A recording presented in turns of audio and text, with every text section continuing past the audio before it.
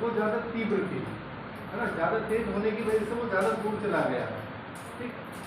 और एक चीज़ और उसे देखेंगे, जब ऑस्ट्रेलिया अलग हुआ तो ये यहाँ जो पूरा था महासागर था, महासागरीय प्लेट में ये काफ़ी तेजी से उधर को भागा, और इसमें जिस तरीके की रुकावटें और महाद्वीपों पे आई, है ना, रुकावटें आई, दो प्लेटों का टकराव हुआ, यहाँ इसके साथ में ऐसा नहीं हुआ।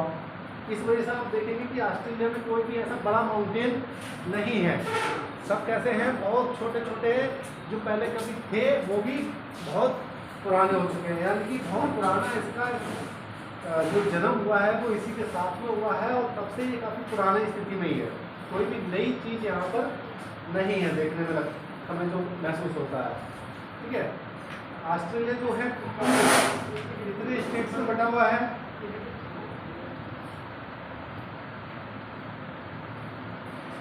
ठीक है, 7 स्टेट्स में बटा हुआ है। अब इनके आपको नाम पता होने चाहिए। मैं ये यहाँ पर कहीं इसके डायग्राम बनाऊंगा आप लोगों के लिए, उन डायग्राम को आप ऑस्ट्रेलिया के मैप को बनाकर उसमें एंट्री करते रहिएगा कि ये चीज़ें हैं यहाँ पर। ठीक है, ऑस्ट्रेलिया की जब हम बात करते हैं तो इसके सबसे पहले हमें राज्यों के नाम पता होना चाहिए। राज्य के नाम अगर आपको पता है तभी इसकी बात आगे हो पाएगी। सबसे पहला इसका एक पश्चिम साइड में एक राज्य है, इसको क्या कहते हैं, पश्चिमी ऑस्ट्रेलिया। ठीक है,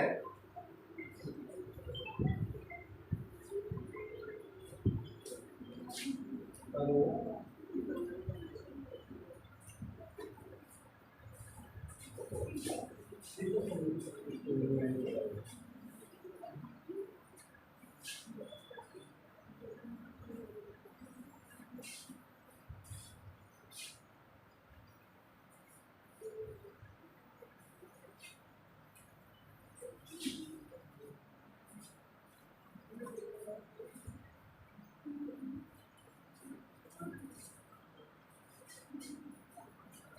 ये टोटल इसका स्ट्रक्चर है।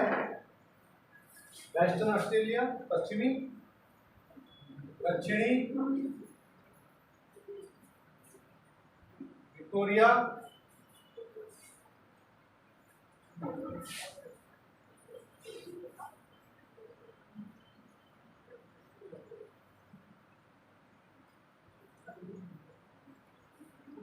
क्वींसलैंड,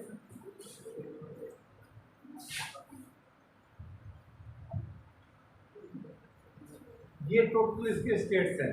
ठीक है, इनका क्रम याद रखिएगा, कौन सा कहाँ पर है ध्यान रखिएगा। जब मैं क्वींसलैंड बोलूँ तो आप समझ जाएंगे कि हाँ उत्तरी वाला हिस्सा है वो क्वींसलैंड है। नॉर्दर्न टेरिटरी है, इसको बोलते हैं नॉर्दर्न टेरिटरी, ये उत्तरी वाला हिस्सा है वेस्टर्न ऑस्ट्रेलिया, दक्षिणी ऑस्ट्रेलिया, न्यू साउथ वेल्स और विक्टोरिया। ठीक है, और ये तस्मानिया।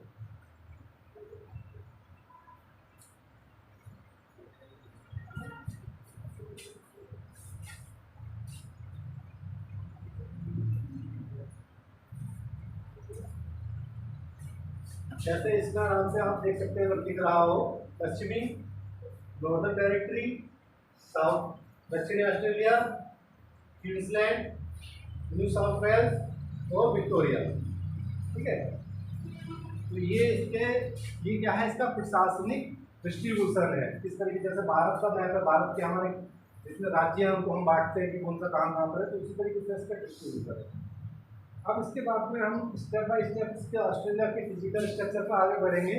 सबसे पहले बात करेंगे हम इसके आकार तथा स्थिति।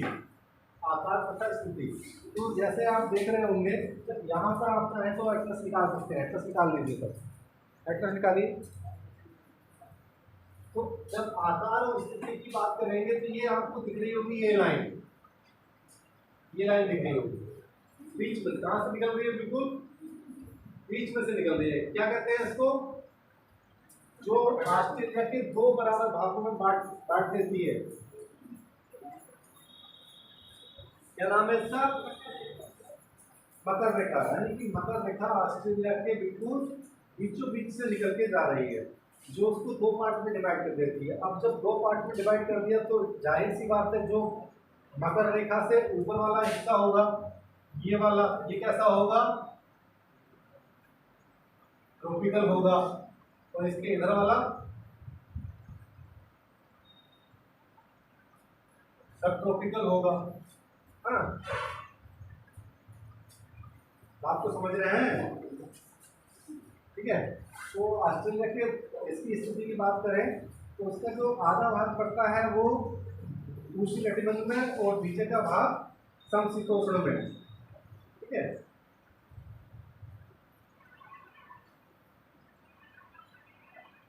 इसका जो देशांत अक्षांशीय विस्तार है वो कितना है, 10 डिग्री नॉर्थ से लेकर 41 डिग्री, तो नॉर्थ नहीं, यहाँ साउथ आएगा, साउथ से लेकर 41 डिग्री साउथ। साउथ क्यों लिखा सकते पता है ना, कोई ऐसा इसको नहीं पता है साउथ क्यों लिखे हैं, सबको पता है, ठीक है। इतना है।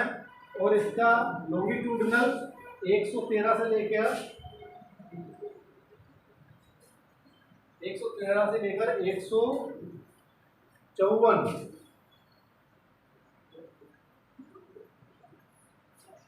ये इसका क्या है आगे का देशांतरीय विस्तार है।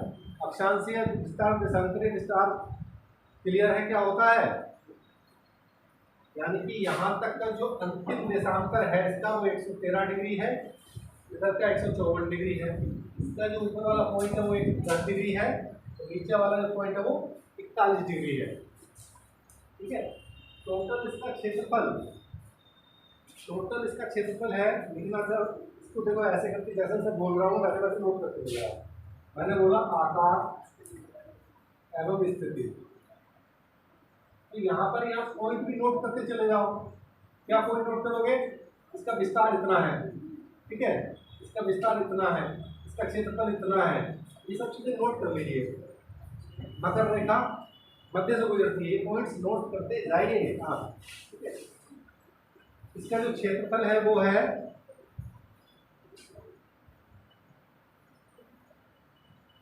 79,56,000 वर्ग किलोमीटर।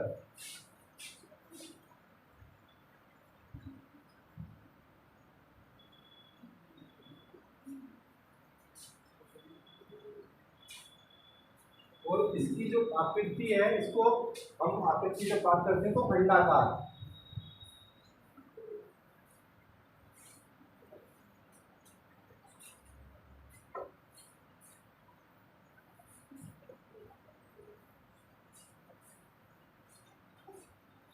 और विश्व का दूसरा सबसे बड़ा हॉट यानी कि गर्म मरुस्थल है। पहला कौन सा है, सहारा अफ्रीका, ठीक है।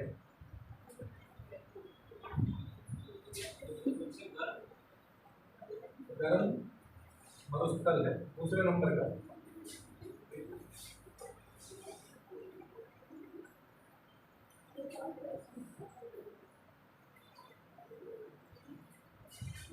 आकार और स्थिति के बाद अगला आता है उच्चावच।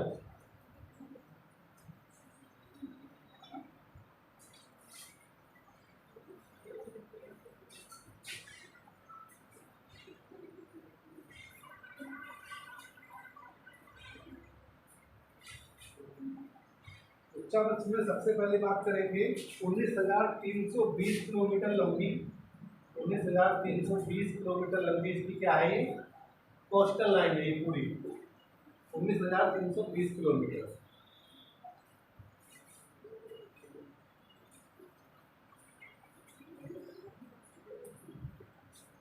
अब एक चीज देखिए आप,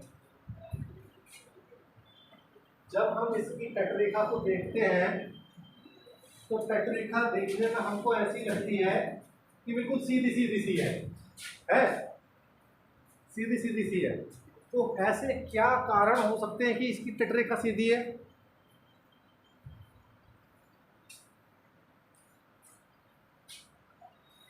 उसका सबसे महत्वपूर्ण कारण जो है वो ये है कि अब ये स्थिर है, अब इसमें मूवमेंट नहीं है। अगर मूवमेंट थोड़ा भी होता तो टेढ़ी मेढ़ी इसकी लाइनें हो जाती है ना। तो लिख सकते हैं आप, उच्चावच में लिखते रहिएगा। 19,300 किलोमीटर है, इसकी तटरेखा सीधी है, जिसका कारण इसका स्थिर हो जाना है।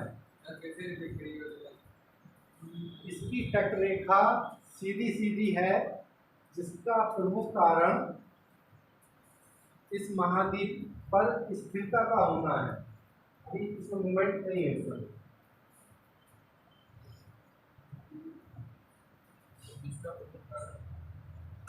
इस महाद्वीप का स्थिर होना है।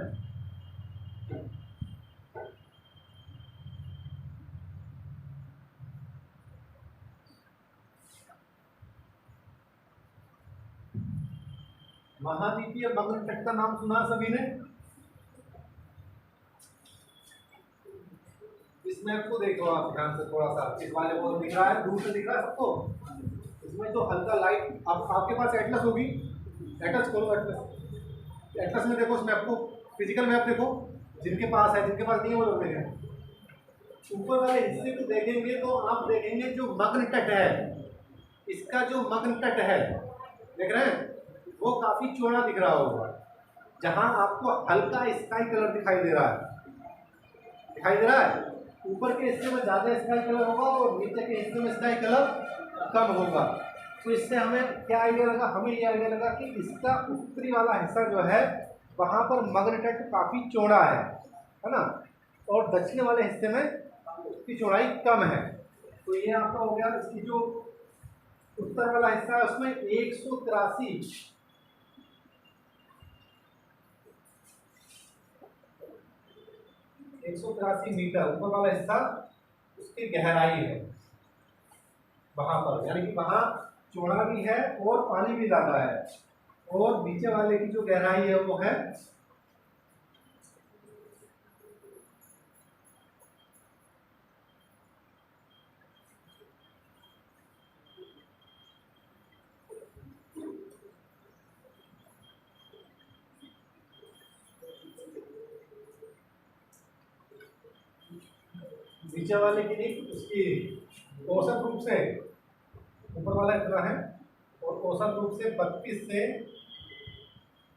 32 से लेकर आपका ये 240 किलोमीटर तक इसका मग्न तट है। यानी कि जहां आपको ये दिखाई दे रहा है, जहां बिल्कुल ही कम होगा इस साइड में, पूर्वी साइड में, वहां मग्न तट बहुत कम है, 32 किलोमीटर तक होगा। बाकी अधिकतम जो है 240 किलोमीटर तक चौड़ा देखने को मिलेगा। कौन सा ये? मीटर नहीं, सुनो, अरे इसको ध्यान दो। जो मैं ऊपर वाला बता रहा था वो मैंने बताया क्या, इसकी गहराई कितनी है? 183 मीटर में है। ये जो है इसकी चौड़ाई जो होती है वो किलोमीटर में होती है, ठीक है? ये इसमें है किलोमीटर में। जो उसकी हम मग्न तट की चौड़ाई वो पहुंचेगी, पानी कितनी दूर तक हम मग्न तट देख रहे हैं वो किलोमीटर में होता है। उसमें जो गहराई है वो ऊपर ज्यादा है, 183 मीटर, ठीक है?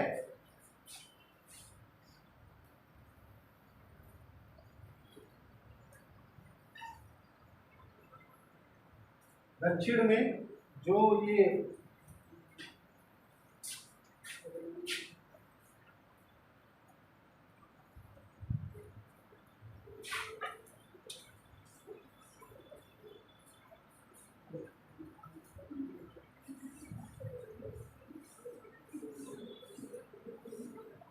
बातें रही, ऑस्ट्रेलिया को निम्न उच्चावच का महाद्वीप भी कहा जाता है। निम्न उच्चावच, इसका मतलब समझ रहे हैं? इस लाइन का क्या मतलब है, समझ रहे हैं? उच्चावच ही समझ रहे। उच्चावच का मतलब होता है कि जो उसके ऊपर स्थित पर्वत, पठार, मैदान है वो कैसे है, यानी कि उस पर ऊंचे उठे भाग जो है वो क्या है ना, कैसी उनकी स्ट्रक्चर है, पर्वत है, मैदान है, पठार है, पहाड़ियाँ हैं, उनको सब हम उच्चावच कहते हैं। यानी कि किसी भी चीज़ का फिजिकल स्ट्रक्चर, जैसे ये है, ये मोबाइल है, तो इसको देखने में हमें कैसा लग रहा है? प्लेन है, पीछे कैमरा है, ये है, ये ग्लास है, इसको देखने में कैसा लग रहा है? कहाँ निकला, कहाँ ऊँचा, कहाँ नीचा, ये सब क्या है? उच्चावच है। यानी कि हमारी फिजिकल स्ट्रक्चर जो हम आंखों से देख सकते हैं वो वाली चीज़ें।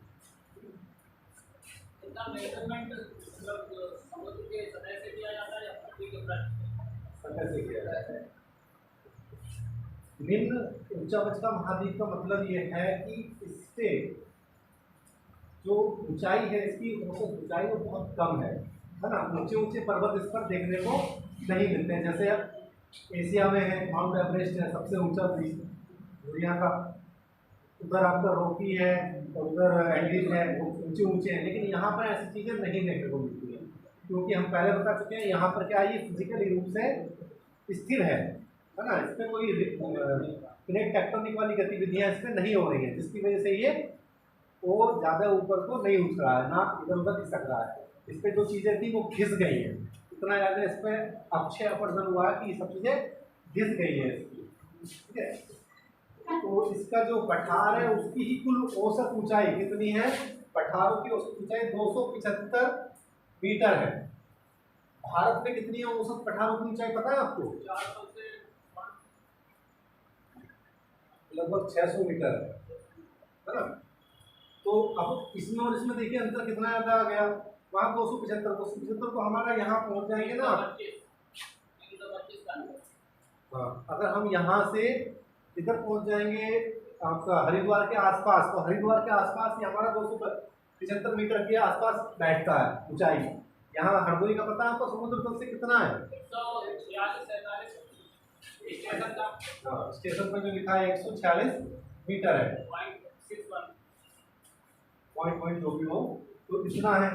और ये हम कैसे मेजरमेंट करते हैं पता है? समुद्र तल से करते हैं। और इस चीज़ का सबसे जो तरीका होता है, जैसे कि अगर कोई भी चीज़ है, मान लीजिए कि हम हिमालय है, इंडिया की बात करें, हिमालय है, हिमालय से जब जैसे जैसे नीचे को चलेंगे, हटेंगे, दूर हटेंगे इससे, तो ये जो हमारी हाइट है क्या होगी? औसत वाली कम होती चली जाएगी। जैसे फिर बीच में अगर वो आ जाएगा, पठार आ जाएंगे, तो ये फिर से चढ़ जाएगी, ऊंची हो जाएगी, है ना।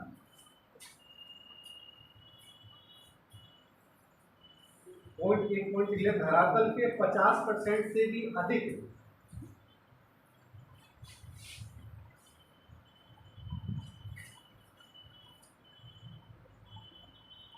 धरातल के उच्चावच में लिखना है, 50% से भी अधिक भाग औसत रूप से 300 मीटर से कम ऊंचे हैं।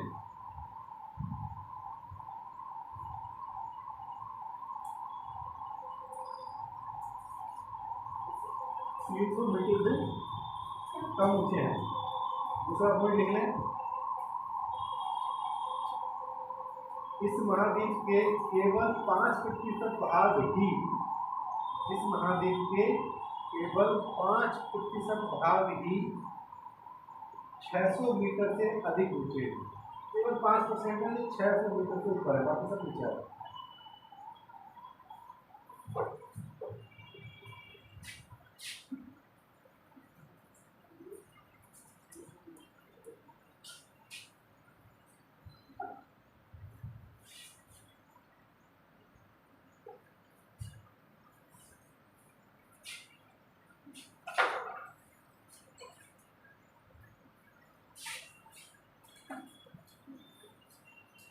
अगला जो पढ़ाएंगे वो आकृतिक प्रदेश, वो आकृतिक प्रदेशों में हम इसको 5 पार्ट में बांटते हैं।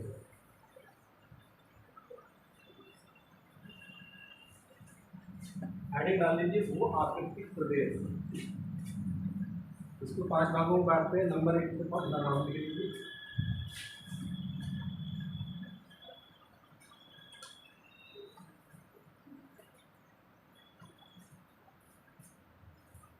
नंबर 1 पूर्वी पर्वतीय प्रदेश, नंबर 1 पूर्वी पर्वतीय प्रदेश।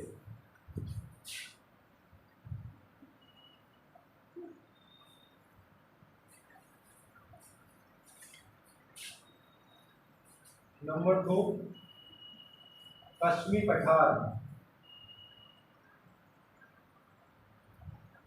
प्रदेश। नंबर 3 पूर्व मध्यवर्ती मैदान, पूर्व मध्यवर्ती मैदान।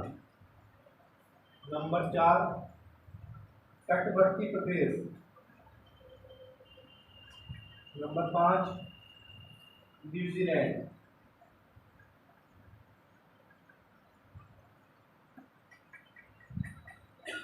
ठीक है, अब सबसे पहले हम बात करेंगे नंबर 1 की, पूर्वी पर्वत श्रेणियां। इसमें हेडिंग डालेंगे पूर्वी पर्वत श्रेणियां।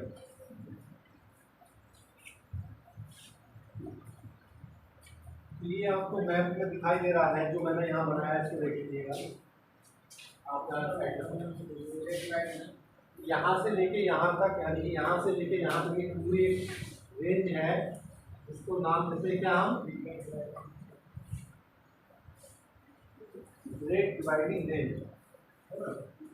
ये है, और ये योर अंतरीप एक्सेस में देख लो, एक्सेस में देख भी लो। योर अंतरिक्ष से लेकर दक्षिण में तस्मानिया द्वीप तक, लिखते भी चलो, देखते भी चलो, सब काम करते चलो। उत्तर में योर अंतरिक्ष से लेकर दक्षिण में तस्मानिया तक 4500 किलोमीटर की लंबाई में फैली है।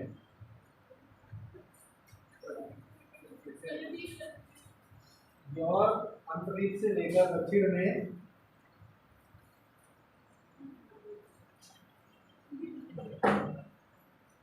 तस्मानिया द्वीप तक 4500 किलोमीटर की लंबाई में फैली है।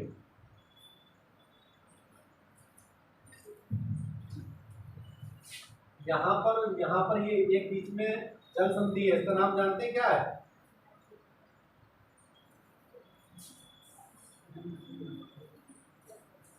बॉस जल संधि। ठीक है, और अगला पॉइंट देखें, बॉस की जल संधि भी क्या है? खाड़ी, स्ट्रीट वे है। बॉस की खाड़ी में यह पर्वत श्रेणियां समुद्र के नीचे चली जाती है।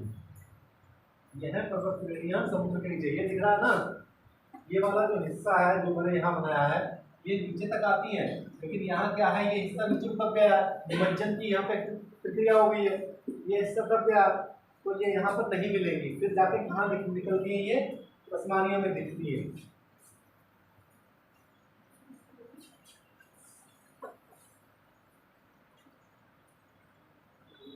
अगला पॉइंट, इस क्षेत्र में बलन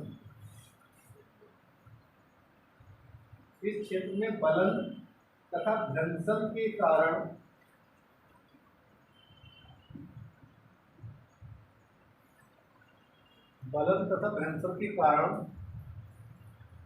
पर्वतों का निर्माण हुआ है।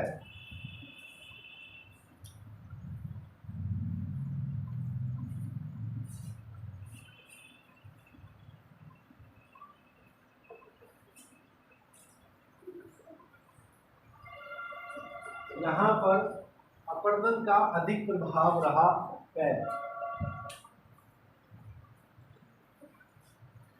अपरदन का अधिक प्रभाव रहा है। अभी जो पहला पॉइंट चल रहा है ना, उसी में आपका एक पॉइंट निकल आ जाएगा, ये GDR, ग्रेट डिवाइडिंग रेंज। ये हेडिंग डाल दीजिए, ग्रेट डिवाइडिंग रेंज।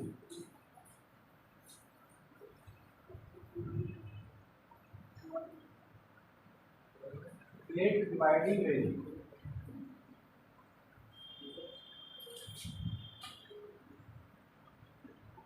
इसमें नंबर 1 पॉइंट लिखे, क्वींसलैंड प्रदेश में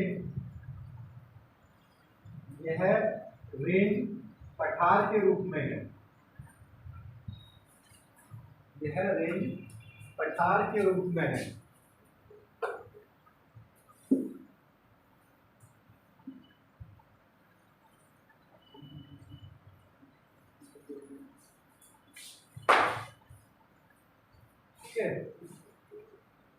दूसरा पॉइंट लिखें, उत्तर में, इसी में अभी जो चल रहा है ना, इसी में लिखते रहिए, उत्तर में 18 टन या 8 टन पठार उत्तर में अर्थ तन पठार पर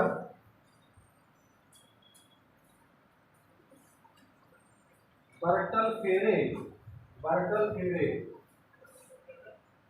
बरटल फेरे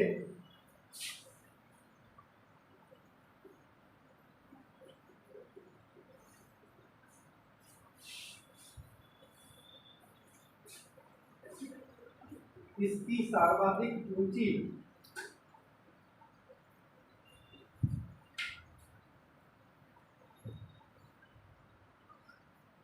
चोटी है जो 1665 मीटर है। ये जो है ना 1665, ये भी क्वींसलैंड की ही है, क्वींसलैंड की बात कर रहे हैं यहाँ पर, ग्रेट डिवाइडिंग रेंज क्वींसलैंड में, ठीक है।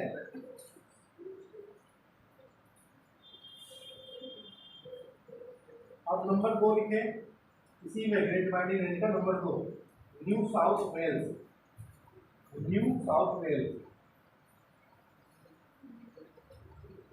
इसमें लिखे यहाँ ऑस्ट्रेलिया की सबसे ऊंची पर्वत शिखर कोसिस्को, सबसे ऊंचा पर्वत शिखर कौन सा है इसका?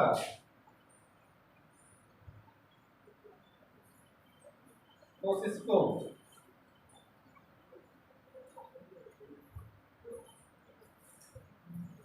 कोसिस्को स्थित है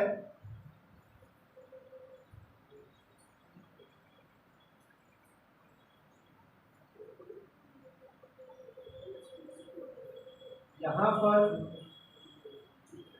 ब्लू पठार,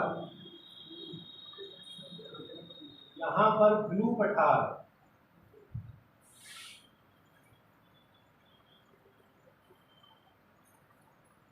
भी स्थित है, इसमें है ये न्यू साउथ वेल्स में। अब नंबर 3 लिखेंगे ग्रेट डिवाइडिंग वाले में, विक्टोरिया राज्य में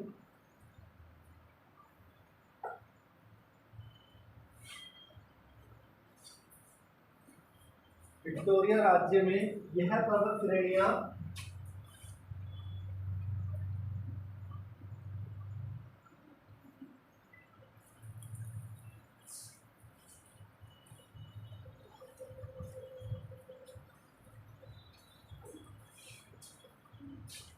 विक्टोरिया राज्य में यह पर्वत श्रेणियां कम ऊंची हैं, ऊंची तथा चौड़ी है, कम ऊंची तथा कम चौड़ी है। मैप में आप देखेंगे तो ये प्रोसेस को ये दिखा रहा है न्यू साउथ वेल्स में बिल्कुल नीचे की तरफ, ठीक है। ये इसकी पोजीशन है और यही इसकी कैपिटल कैनबरा भी यहीं पे है, कैनबरा जस्ट इसके ऊपर ही देखने को मिलेगी।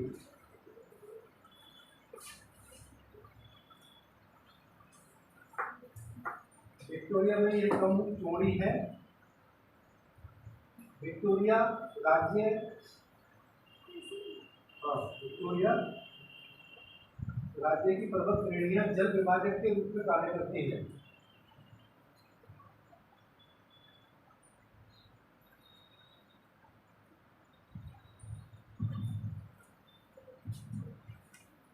नंबर 4, तस्मानिया में ग्रेट डिवाइडिंग रेंज का अंतिम छोर है, तस्मानिया में ग्रेट डिवाइडिंग रेंज का अंतिम छोर है।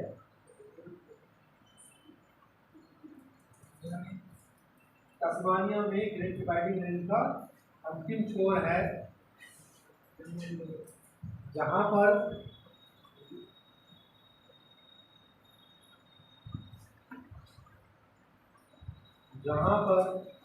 वेदिका नुमा, जहां पर वेदिका नुमा भ्रंशों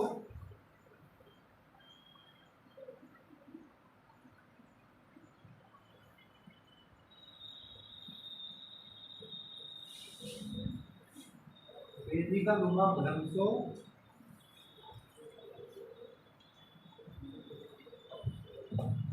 बातें नहीं से कगारों का निर्माण हुआ है, वेदिका नुमा भ्रंशों से कगारों का निर्माण हुआ है जिन्हें टीयर्स कहते हैं, जिन्हें क्या कहते हैं? टीयर्स। कोई बताना चाहेगा कि वेदिका नुमा भ्रंश क्या होती हैं? जानते हो? वेदिका उसे कहते हैं जो हवन के टाइप का नहीं होता चौकोर, हाँ। उसी टाइप का। क्यों? युगांतर वेदिका नुमा नहीं जानते?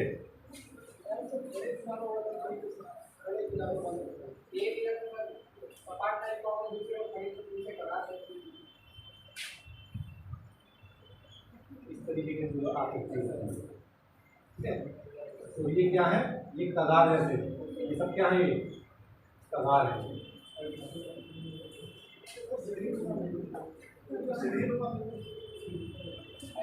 ये क्या हो जाएगा?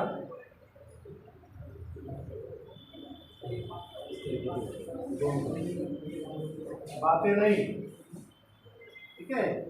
तो ये इसका है। और हाँ, ईयर्स लिख लिया, ठीक है? लेगे लेगे भोटी, लेगे भोटी 1575 मीटर यहाँ का सर्वोच्च शिखर है। इसमें देखो एटलस में कुछ और नाम तो नहीं दिया है इसका।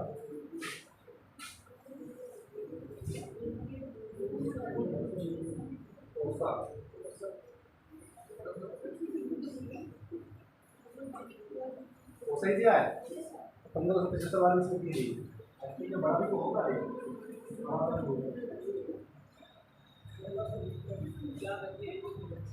ये एक बड़ा और होना चाहिए था। लेंगे मोटी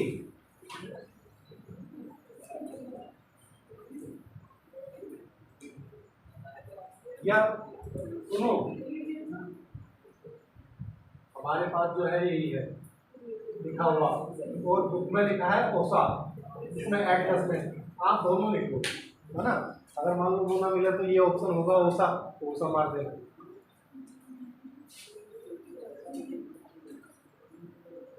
1675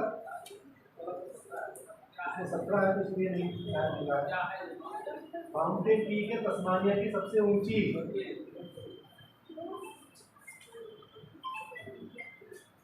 ठीक है?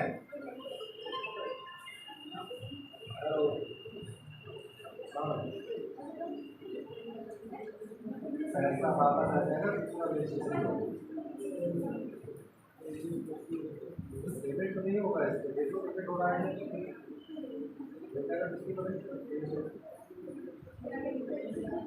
बात नहीं। एक 1675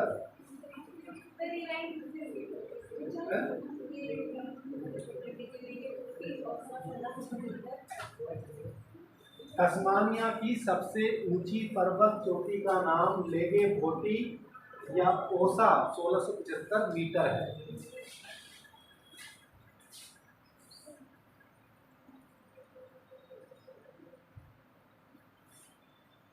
अब आएगा ये पहला वाला पॉइंट हो गया खत्म, दूसरे वाले पॉइंट पे आएंगे। दूसरा क्या था? पश्चिमी पठार। उससे पहले मैं एक डायग्राम बना रहा हूँ, इस डायग्राम को आपको बना लीजिए, बहुत महत्वपूर्ण डायग्राम है, काफी कुछ आपको सिखा देगा, बता देगा ये क्या है। ये ऑस्ट्रेलिया वाला मैप बनाइए। बातें नहीं करो, बातें करने लगते हो आप लोग।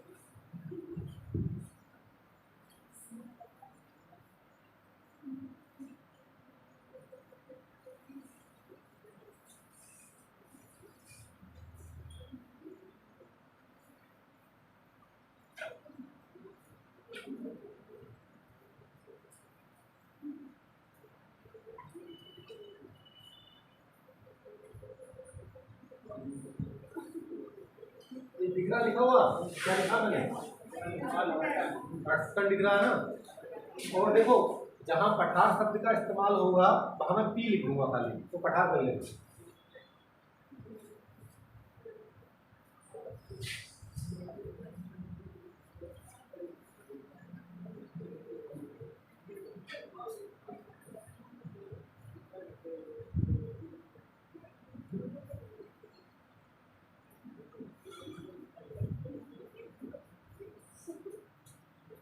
बातें नहीं करो।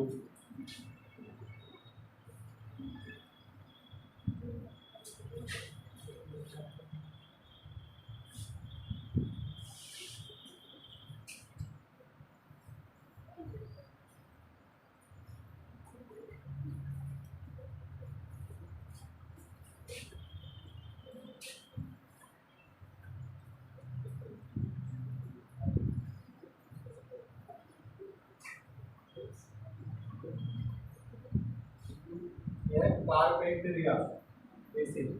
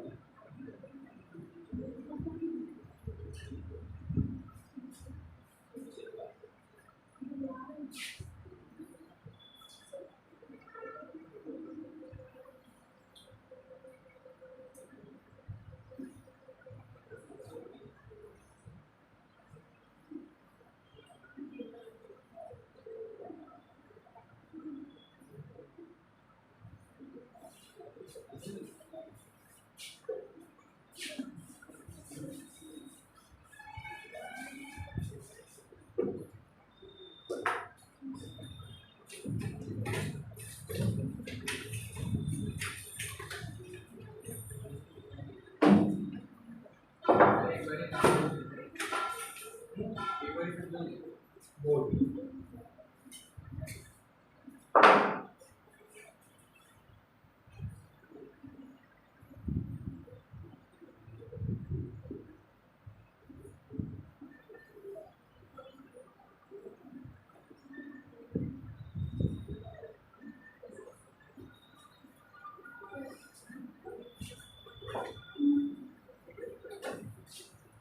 देखो बातें नहीं करो, ये तो पूर्वी पर्वत श्रेणियां हो ही गई, ठीक है। इसके साथ में एक और बना लो, एक चीज यहाँ से ये लाइन ऐसे, इसको यहाँ तक, इसको लिखेंगे क्या, ग्रेट बैरियर रीफ।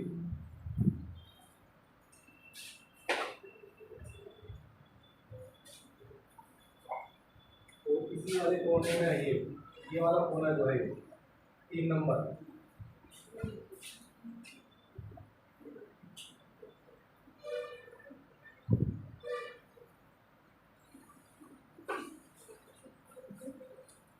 ये तो देखेंगे एक दो दिन, ये तो क्लियर है ना। ये मरेगाली का बेसिन है, ये नल्लरबोर्ड का प्लेट्यू है, इलगार्न प्लेट्यू है, ये पिलवा, इसमें 2 पार्ट है, पिलवारा ऊपर वाला। पिलवारा किसके लिए जाना जाता है, इसलिए जाना जाता है तो नहीं पता। पिलवारा बहुत बड़े यहाँ पर इसका बॉक्साइट का क्षेत्र है, ठीक है। पिलवारा हेमरसले लोहे के लिए जाना जाता है। पिलवारा हेमरसले दोनों प्लेट्यू है, कैनिंग प्लेट्यू है, किम्बरले प्लेट्यू है, अन्य हेम्सलैंड प्लेट्यू है, कार्पेंट्री बेसिन है ये, यहाँ पर पेट्रोलियम वाले पदार्थ मिलते हैं, वॉश में भी पेट्रोलियम पदार्थ मिलते हैं। अर्टन प्लेट्यू ड्रग ऑस्ट्रेलियन बेसिन, इस वाले बेसिन में क्या मिलते हैं, ऑस्ट्रेलियन कूप मिलते हैं, जो हम सुना ना ऑस्ट्रेलियन कूप का, आर्टिजियन कूप सुना है, आर्टिजियन कूप बताएंगे, ठीक है। ये गिप्सलैंड उच्च भूमि है, गिप्सलैंड उच्च भूमि, बॉस स्ट्रीट वे, और ये इसका नाम पता है ये क्या है, ये वाली जो खाड़ी है ऑस्ट्रेलियन बाइट, इसको कहते हैं ऑस्ट्रेलियन बाइट। बाकी और बहुत सारी चीजें हैं जो आप मैप से भी देख सकते हैं।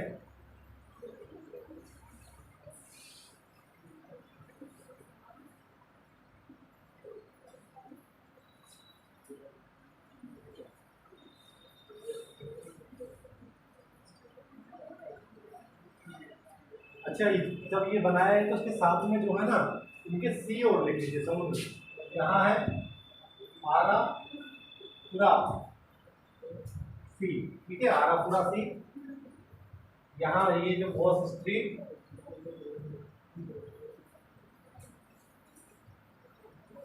इधर तस्मान, तस्मान सागर, बातें नहीं करो। और इधर तो, इधर वाला तो जानते होंगे कौन सा आएगा सागर इधर हैं? इधर कौन सा सागर आएगा, हिंद महासागर, ठीक है, इंडियन ओशन। और इन सी का ध्यान रखना, ये great Australian bight, Bass strait, Arafura sea, Tasman sea, ध्यान रखिएगा कहाँ कहाँ है, और इंडियन ओशन, और उधर पैसिफिक ओशन, ठीक है। बना लिया ना सबने, समझ बना लिया है, ठीक है। अब मैंने कहाँ तक लिखवा दिया था आपको, पश्चिमी पठार शुरू हो गया था नहीं, क्या खाली हेडिंग बनवाई थी ना, ठीक है। पश्चिमी पठार पर आ जाइए, पश्चिमी पठार का मतलब ये वाला हिस्सा, देखो यह है ऑस्ट्रेलिया के क्षेत्रफल के आधे भाग पर स्थित है, पश्चिमी पठार में लिखना है। यहाँ आग्नेय चट्टानें समप्राय मैदान की भांति, समप्राय मैदान की भांति नजर आती है। समप्राय मैदान समझते हैं, समझती हो समप्राय मैदान किसे कहते हैं, कौन समझता है, हाथ खड़ा करो। समप्राय मैदान,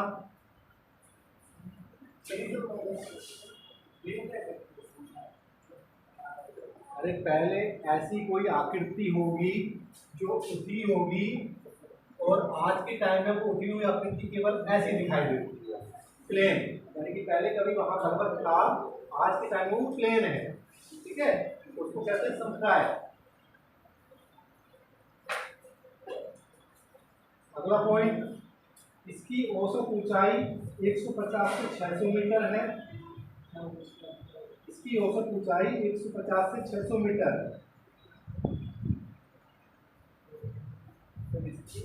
औसत ऊंचाई 150 से 600 मीटर। अगला पॉइंट इसी का, इसमें निर्मित चट्टान, इसमें पैलियोजोइक युग की बालू पत्थर तथा चूना पत्थर, बालू पत्थर तथा चूना पत्थर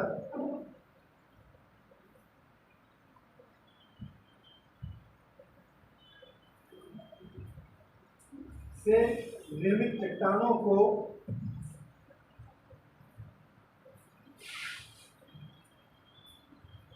मैकडोनेल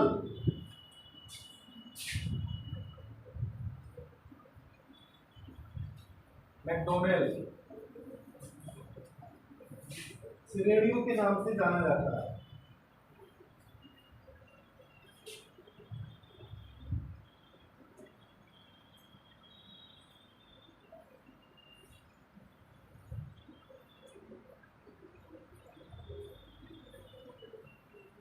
उत्तर पश्चिम में हेमंतसले,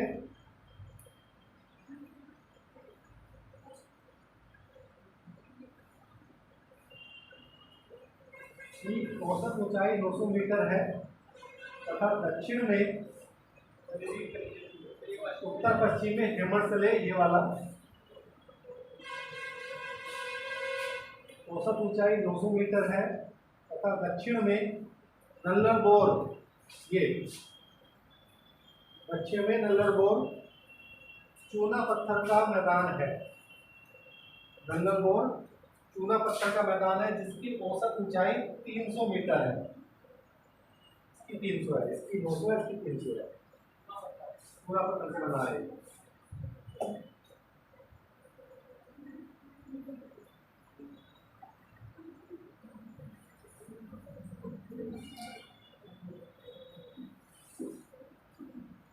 अब आ जाएंगे नंबर 3 वाले पे। नंबर 3 मतलब उसमें जो पूर्वी मध्यवर्ती मैदान, हेडिंग डाल लें पूर्वी मध्यवर्ती मैदान।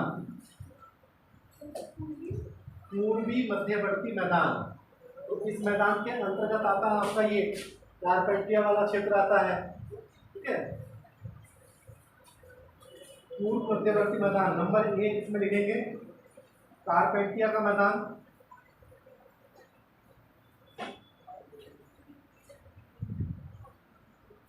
कारपेंटिया का मैदान इसमें लिखेंगे जैसे लगा के, यह कारपेंटिया की खाड़ी से लगा हुआ है।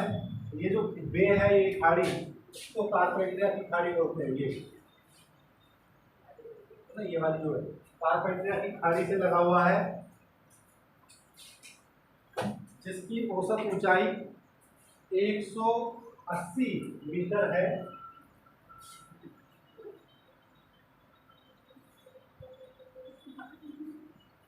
इसकी औसत ऊंचाई 180 मीटर है। यहाँ समुद्री निक्षेपों से निर्मित अपसादी चट्टानें मिलती हैं। और आप लोग जानते होंगे जहाँ भी समुद्री निक्षेपों से निर्मित अपसादी चट्टानें मिलेंगी वहाँ क्या मिलेगा? पेट्रोलियम पदार्थ मिलेंगे जहाँ भी मिलेंगी, क्योंकि जो समुद्र के जो जीव थे वो जीव जब मर जाते हैं उनके मरने के बाद जो बनता है वही पेट्रोलियम वहाँ से ही निकलता है।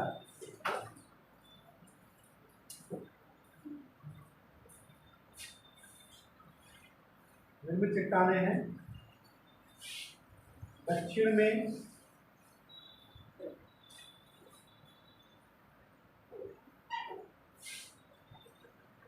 इसके दक्षिण में कारपेंटिया के मैदान के दक्षिण में ऑस्ट्रेलिया का आर्टिजियन बेसिन है। ये कारपेंटिया है, ये यहाँ आर्टिजियन बेसिन वाला क्षेत्र है। आर्टिजियन बेसिन है जो 150 मीटर औसत रूप से ऊंचा है। 150 मीटर औसत रूप से ऊंचा है। इसकी कोई खास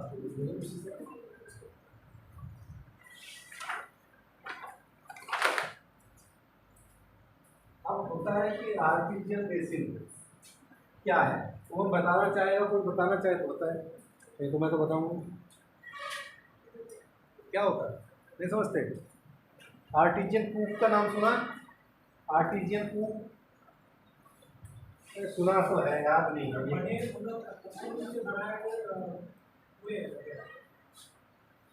देखो पृथ्वी के भीतर चट्टानें इस तरीके से होती है ना, इस तरीके से लेयर्स होती है।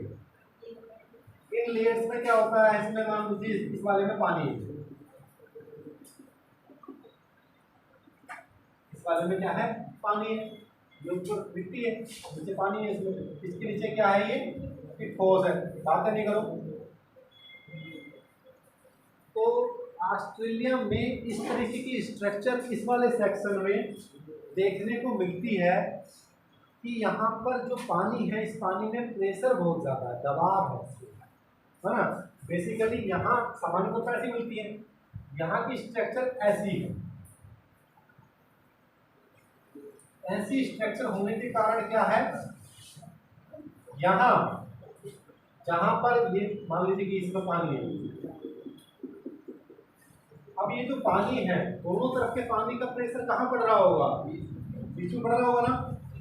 अब इस बीच वाले हिस्से में क्या होगा कि हमने थोड़ा सा भी गड्ढा किया तो इसका प्रेशर रिलीज होकर ऊपर को पानी स्वयं से निकलने लगता है ना। यानी कि हमने हाथ से भी थोड़ा सा खोद दिया, 4-5 फीट खोदा, स्वयं से पानी आना शुरू हो जाता है। तो ये पूरा क्षेत्र ऑस्ट्रेलिया का इसी के लिए जाना जाता है कि इस क्षेत्र में अगर हम कोई कुआं खोदते हैं तो उसमें किसी भी आपको इंजन की ज़रूरत नहीं है, उस कुएं में से स्वतः ही अपने आप पानी निकलने लगता है पूरे क्षेत्र में। तो इसीलिए ये आर्टिजियन कूप मतलब कुआं है ना, आर्टिजियन कुआं, यानी कि कोई गड्ढा खोदेंगे स्वतः से पानी अपने आप आने लगेगा। तो पूरा क्षेत्र उसी के लिए जाना जाता है, ठीक है। और ये इसमें सबसे बड़ा एग्जाम्पल यही है ऑस्ट्रेलिया, और कहीं नहीं है ऐसा देखने को मिलता है। अभी देखो ये यहाँ से पानी मिल रहा है, क्यों मिल रहा है, हमने बताया कि इसकी स्ट्रक्चर कैसी है, ऐसी है। लेकिन यहाँ ये क्या पूरा इसके बगल में क्या है, मरुस्थल है, एक हिस्सा इसका पूरा सूखा है, तो उधर पानी मिल रहा है अपने आप, इधर बिल्कुल सूखा है, देख रहे हैं। सूखा क्यों हो गया, जब इधर का पानी सब चला गया वहां अपने आप निकल रहा, ठीक है। अब इसके बाद लिखेंगे नंबर, इसी में पूर्वी महाद्वीप मध्यवर्ती मैदान में लिखेंगे नंबर 2 मरे डार्लिंग बेसिन, ये वाला मरे डार्लिंग बेसिन। मरे डार्लिंग क्या है, ये नदियां हैं।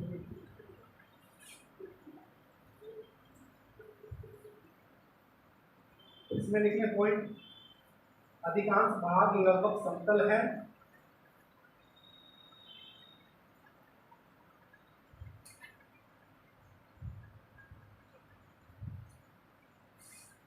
इसका निर्माण पैलियोजोइक सैलों के जमाव से, पैलियोजोइक सैलों के जलोढ़ जमाव से हुआ है। पैलियोजोइक सैलों के जलोढ़ जमाव से हुआ है।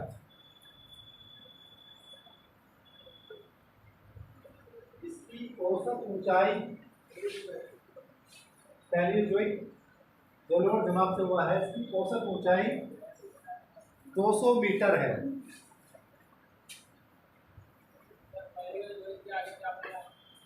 शैले, चट्टाने,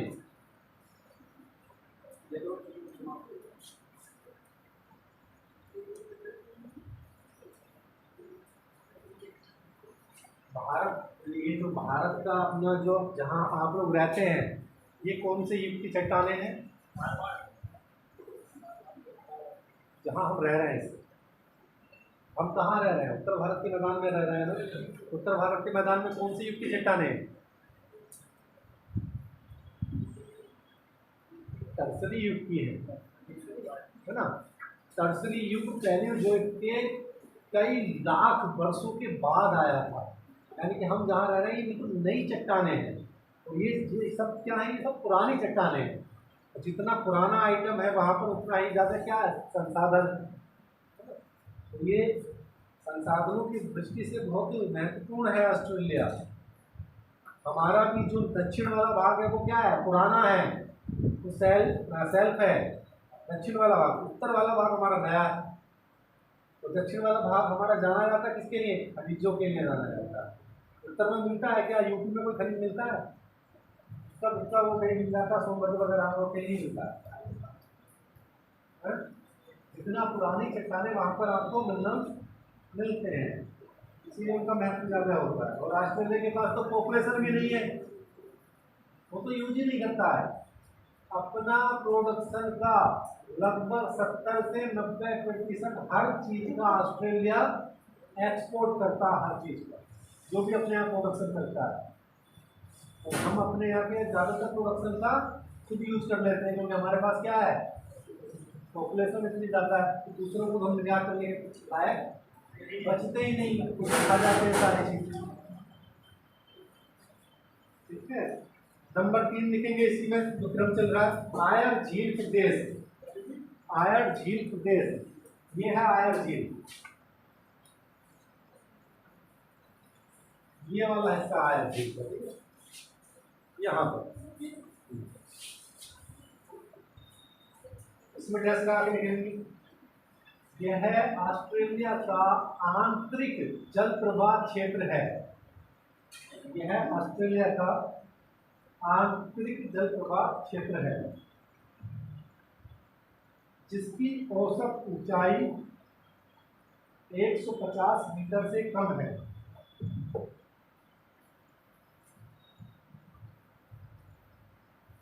जिसकी औसत ऊंचाई 150 मीटर से कम है। इसका कुछ भाग समुद्र तल की सतह से, समुद्र तल से 12 मीटर नीचा है। आप एटलस में देखेंगे तो थोड़ा डार्क करके दिखाया गया होगा ये क्षेत्र, है ना। बाकी सारे जैसे और कलर होंगे, ये हल्का ग्रेइश कलर होगा इसका। तो ग्रे कलर का मतलब ही क्या है, ये समुद्र तल के नीचे पहुंच गया है। बात को समझ रही हो, समुद्र तल के नीचे। हमारा जो पूरा लैंड है, हम समुद्र तल ये है, हम किससे मानते हैं ऊंचाई, किससे मानते हैं, हम जहाँ खड़े हैं ये समुद्र तल से कितना है, 146 मीटर ऊंचा। अब वो क्या है, आयर लेक क्या है, समुद्र तल से 12 मीटर, यानी कि 12 मीटर वो नीचे चला गया समुद्र तल से।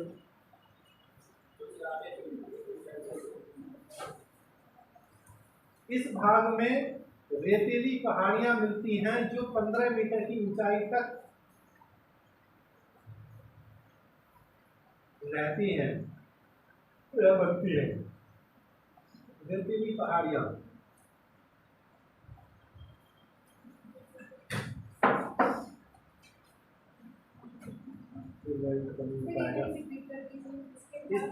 इस क्षेत्र में रेतीली पहाड़ियां मिलती हैं जो 15 मीटर ऊंचाई तक बन जाती है। रेत के पहाड़ देखें कहीं, रेत के पहाड़ देखें कहाँ, राजस्थान में जो बनते हैं वो पहाड़ नहीं है, वो क्या बोलते हैं, बरखान टाइप, बरखान बोलते हैं उनको, रेत के टीले होते हैं। ये पहाड़ियाँ 15 मीटर ऊंची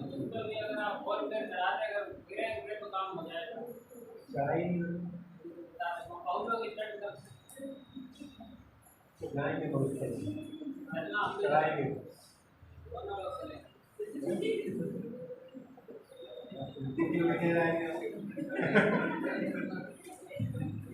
आप लोग जो है अपनी दवा ले टूर करवा लो, टूर करवा दे सबको, जो ऑर्गेनाइजर है उनको कहो कि हमें एक दिन, अगर भूगोल ऐसा समझ में नहीं आ रहा, हमको पहाड़ों पे ले जाओ या बुरस्टल में ले जाओ। अभी थोड़ी ना जाना, अभी तो कहीं नहीं जा पाओगे, स्थान से नीचे भी तो हो जाएगी ना।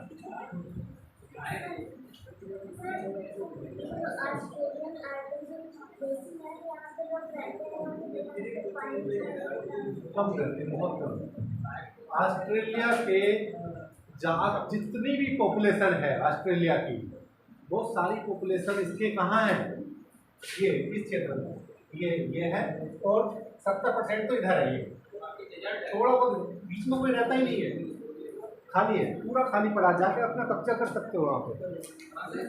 हाँ, ऑस्ट्रेलिया चले जाओ, ज़्यादा अच्छा रहेगा। 5 मीटर का मिल जाएगा। पूरा ऑस्ट्रेलिया खाली है, उसमें पॉपुलेशन ही नहीं है। जितने भी नगर हैं इनके, वो तटीय क्षेत्रों में है। ठीक है, तो सारी पॉपुलेशन तटीय क्षेत्रों में ही है, और सारी पॉपुलेशन ऑस्ट्रेलिया की नगरीय है, ग्रामीण है, गाँव में नहीं है। ठीक है, जितने भी आंतरिक क्षेत्रों में जो लोग रहते हैं वो केवल कौन से, ट्राइबल लोग रहते हैं, कुछ रहते हैं आदिवासी, है ना। जैसे वो था फिर क्रिकेट टीम में था एक, क्या नाम था, एंड्रू साइमंड, है ना, वो ट्राइबल था वहाँ का। अगला पॉइंट इसी में क्या चल रहा था, हाँ इसका खत्म हो गया। मैं अगला नंबर डालेंगे तटवर्ती प्रदेश, तटवर्ती प्रदेश, डैश लगा के लिख लें। इसके तटवर्ती क्षेत्र में, इसके तटवर्ती क्षेत्र में प्राकृतिक पोताश्रय, प्राकृतिक पोताश्रय, पोताश्रय हम समझते हैं, पोर्ट्स जो होते हैं, पोताश्रय बंदरगाह मिलते हैं।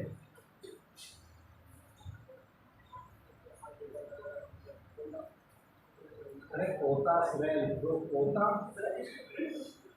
पोर्ट लिख दो, पोर्ट। क्वींसलैंड, क्वींसलैंड राज्य के तट पर ग्रेट बैरियर रीफ है, जो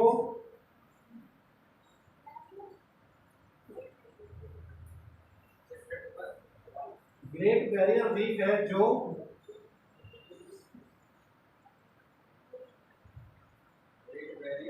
रीफ है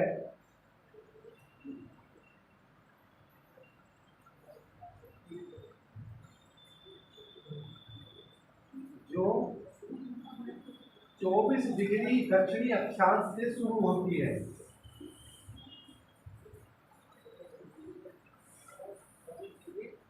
उत्तरी अक्षांश से,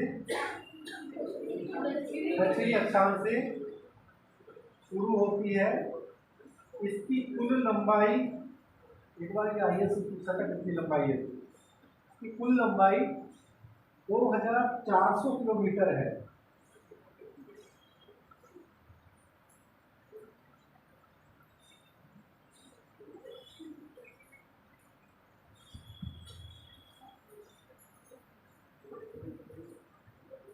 इसकी तट से दूरी उत्तर से दक्षिण की ओर बढ़ती चली जाती है, उत्तर से दक्षिण की ओर बढ़ती चली जाती है।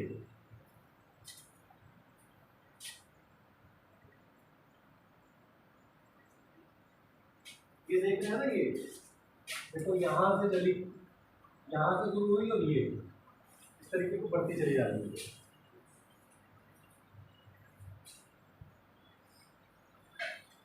इसी में लिखे दक्षिण में नलबार तट,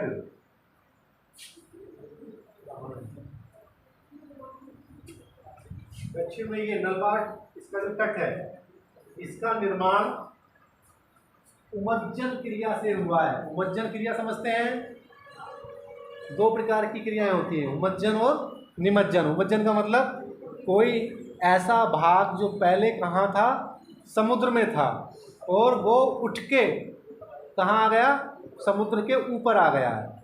निमज्जन कोई भाग पहले ऊपर था समुद्र से, अब डूब के कहाँ चला गया है, समुद्र में चला गया है। ठीक है,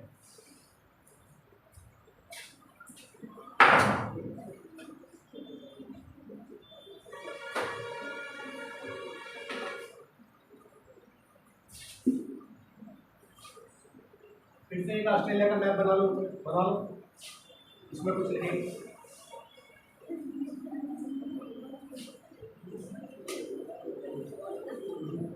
बातें नहीं करो, जल्दी से ऑस्ट्रेलिया का एक मैप बना लो। मैं बना दूंगा, लिखना भी तुम कर दूंगा।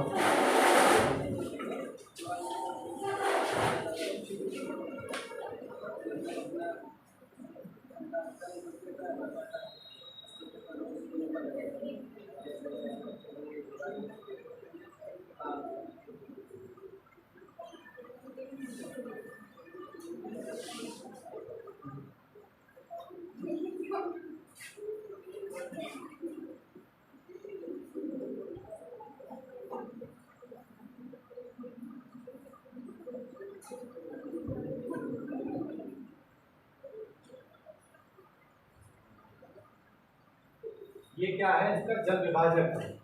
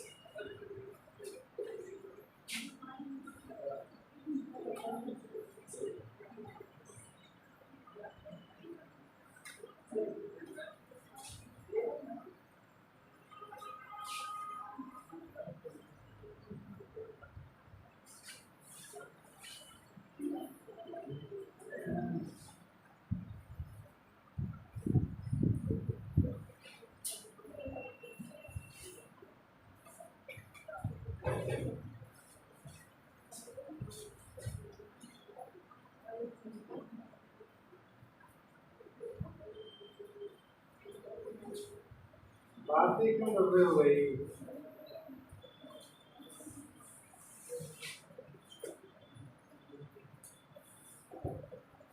देखो इस वाले का 1 2, हायर लेक वाले का 1 और 2, इसका नाम यहाँ लिखूंगा। मरीन डालिंग वाले का 1 2 3, 1 2 3 यहाँ लिखेंगे। तो ये है एक्स, ठीक है, एक्स यहाँ लिख रहा हूँ।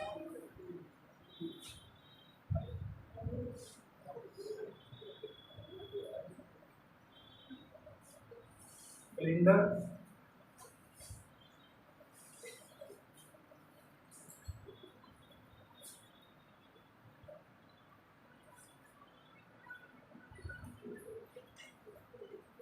बस ये महत्वपूर्ण, बाकी और भी दिखा दिया।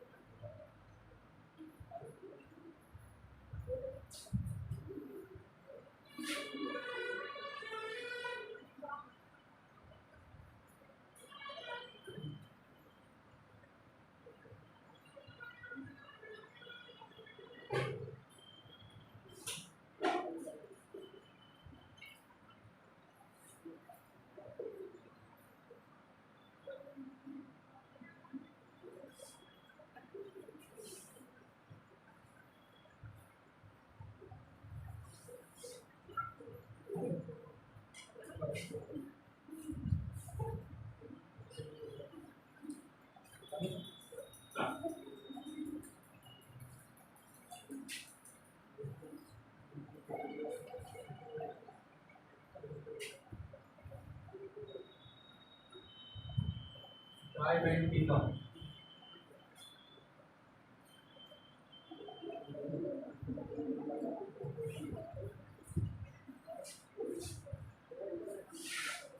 ये नदियों के नाम है इसके, ठीक है, बातें नहीं करो।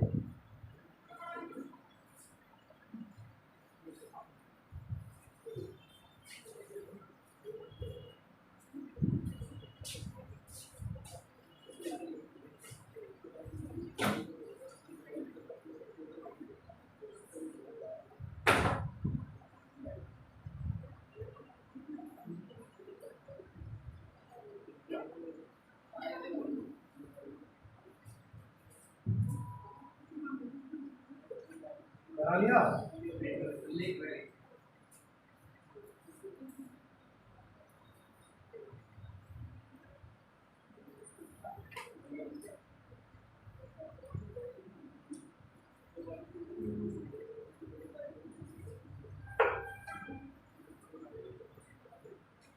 हेडिंग डाल लें, जल प्रवाह क्षेत्र, उसमें नंबर 1 अंत्य जल प्रवाह, अंत्य जल या आंतरिक जल प्रवाह क्षेत्र, ऐसे लिखो।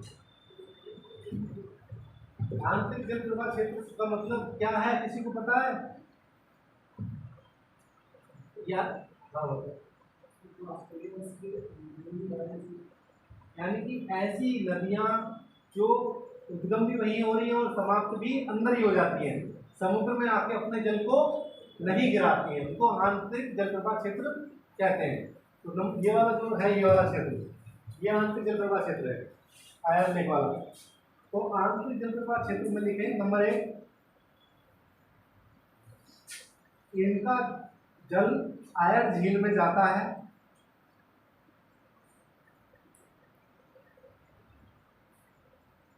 यहां नदियां अस्थायी है,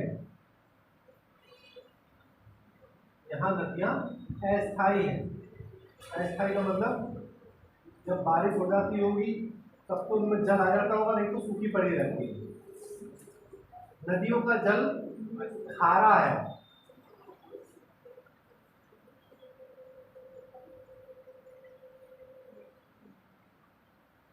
इस क्षेत्र को ऑस्ट्रेलिया का मृत हृदय प्रदेश कहते हैं। इस क्षेत्र को ऑस्ट्रेलिया का मृत हृदय प्रदेश कहते हैं। ये तो नंबर 1 हो गया। अब नंबर 2 लिखे, मृत, मरा हुआ हृदय, डेड हार्ट रीजन किस चीज में? आया लिख लेंगे।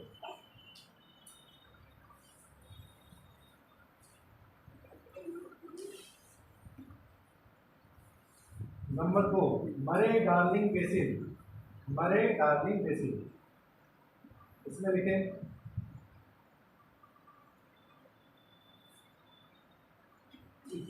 इस नदी, ये मरे डार्लिंग बेसिन में मेन नदी कौन सी है बताओ, कौन सी है मेन नदी? मरे है, डार्लिंग है, लोचर है, कौन सी है? मरे है, मरे। बाकी सब उसकी सहायक नदी है, क्योंकि आगे चल के जो नदी हो बनी है वही नदी कौन सी नदी है? मेन नदी है।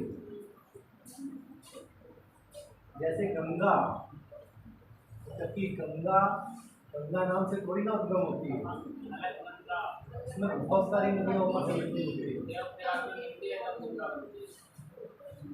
चलो लिखो मरे, मरे तथा उसकी सहायक नदियां, मरे तथा उसकी सहायक नदियां जैसे डार्लिंग, लचलन,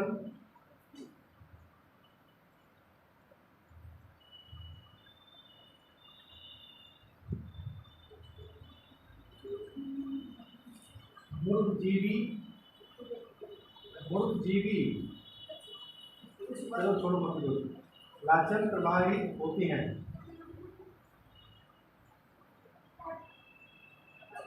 प्रवाहित होती हैं। दूसरा पॉइंट ठीक है इसका, मरे तथा उसकी सहायक नदियां जैसे डार्लिंग, लचलन प्रवाहित होती हैं। मरे नदी में वर्ष भर जल रहता है। अब इसका मतलब यह है कि बाकी में वर्ष भर नहीं रहता होगा, देखो या मतलब को समझ गए ना, अंडरस्टैंड होना चाहिए इतना।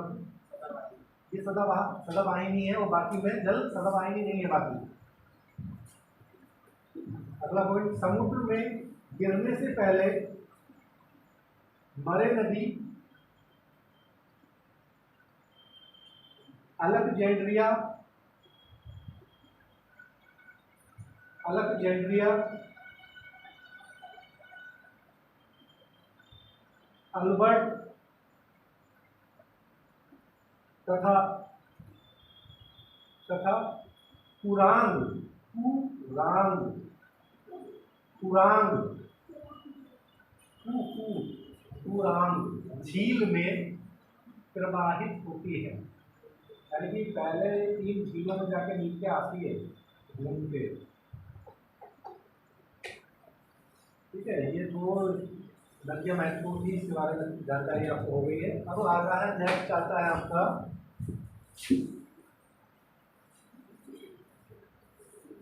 आपको बहुत मैप बना लिया आपको, एक और बना लिया।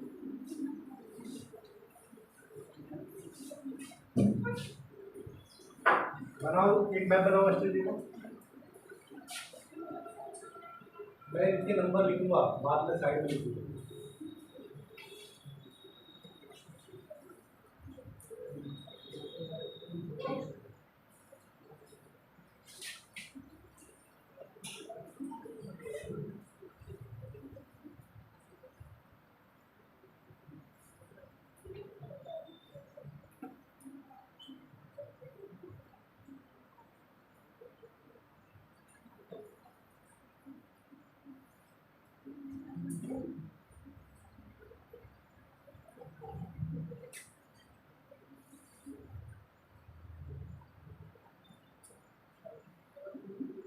ये सारा होना चाहिए।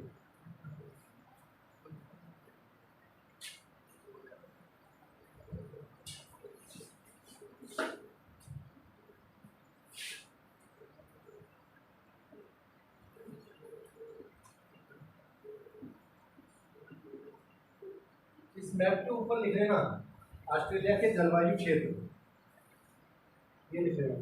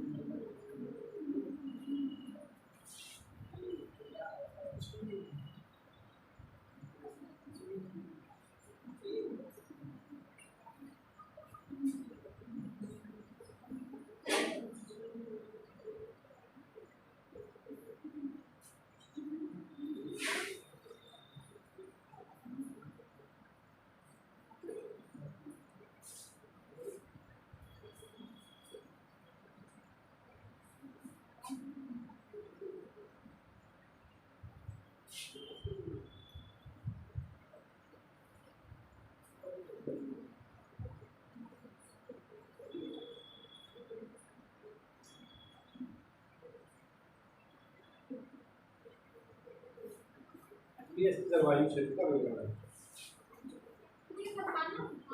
सवाना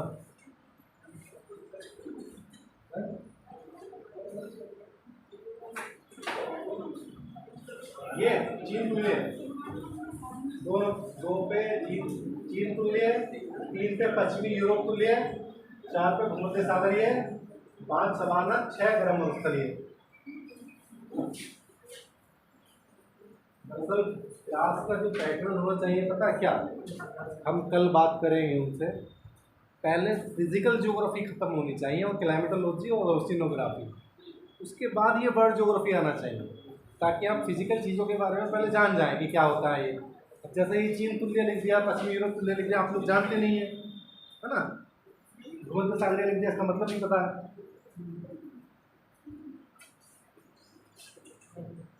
अब देखो समझ लो, जो ऊपरी क्षेत्र है ये वाला दिख रहा है ना, ये तो ऊपरी क्षेत्र आसानी से इसमें देख सकते हो। ऊपरी क्षेत्र में क्या है, मानसूनी जलवायु है। अभी यहाँ पर मानसून आया हुआ है, लेकिन सर्दियों के टाइम में जब यहाँ सर्दियाँ होती है तो वहाँ गर्मियाँ होती हैं। वहाँ पर इन दिनों सर्दियों में दिसंबर में मानसून वहाँ पहुँचेगा, तो ऊपर वाला जो क्षेत्र है पूरा वो मानसूनी क्षेत्र है, ठीक है। नंबर 2 वाला जो चीन तुल्य जलवायु है, यानी कि चीन के जो पूर्वी भाग में जलवायु है जिसे CA बोलते हैं, ठीक है। तो इसमें इसका मतलब ये है कि पूरे साल इसमें हल्की हल्की बारिश होती रहती है, और इसे चीन तुल्य जलवायु कहते हैं, यानी कि ज़्यादा बारिश होती है इधर भी, ठीक है। फिर आता है पश्चिमी यूरोप तुल्य या मैरीन टाइप। ये भी क्या है, पश्चिमी यूरोप तुल्य जलवायु वो वाली जलवायु होती है जहाँ पूरे साल बारिश होगी, तो कोई भी दिन ऐसा नहीं होगा जब बारिश ना हो, पूरे साल बारिश होगी। या मैरीन टाइप भी बोलते हैं इसको। इसका जो क्षेत्र है वो है तस्मानिया वाला, तो तस्मानिया वाला क्षेत्र है ना, वो इसके अंतर्गत आएगा, वो है। तो तस्मानिया बनाया नहीं, तस्मानिया भी सीमा था, ठीक है। भूमध्य सागरीय 4 नंबर वाली, भूमध्य सागर तो देखा होगा सबने, देखा है। वहाँ पर जैसी क्लाइमेट मिलती है वैसी ही सेम क्लाइमेट यहाँ मिलती है, इसलिए इसका नाम भी क्या रख दिया है, भूमध्य सागरीय। भूमध्य सागरीय जलवायु बहुत जगह देखने को मिलती है, इसको CS बोलते हैं।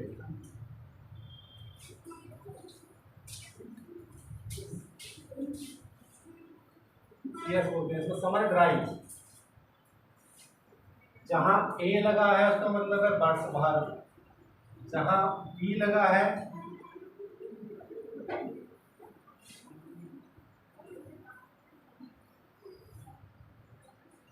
चलो बात नहीं बताया।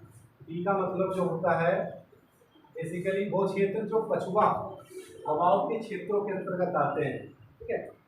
S वाला CS यानी कि समर ड्राई, यहाँ पर सर्दियों में वर्षा होगी, गर्मियों में नहीं होगी,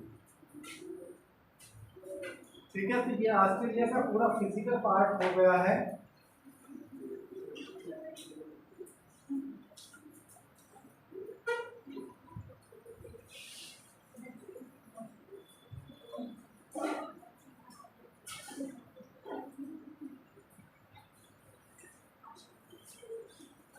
ये तस्मानिया में भी 3 नंबर कर ले।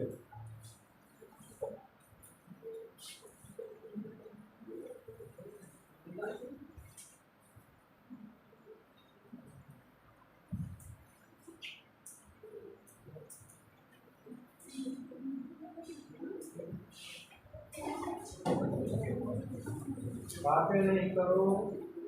इसके बाद जो है कुछ मोटे मोटे छोटे छोटे पॉइंट्स हैं ऑस्ट्रेलिया से रिलेटेड, ठीक है। वो मैं कल लिखवाऊंगा, तो एग्जाम रिलेटेड है, मतलब आने की संभावना है उनकी ज़्यादा प्रबल होती है।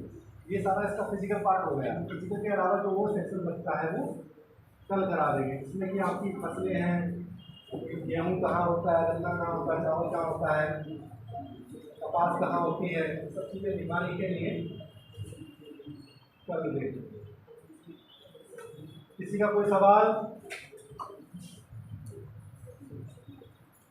है? सर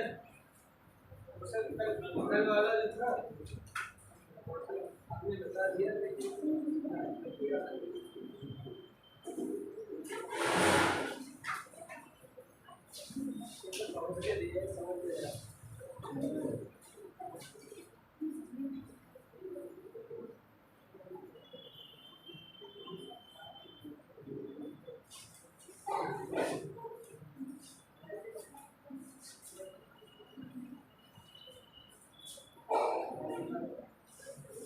दूसरा इसमें नहीं होगा, ठीक है।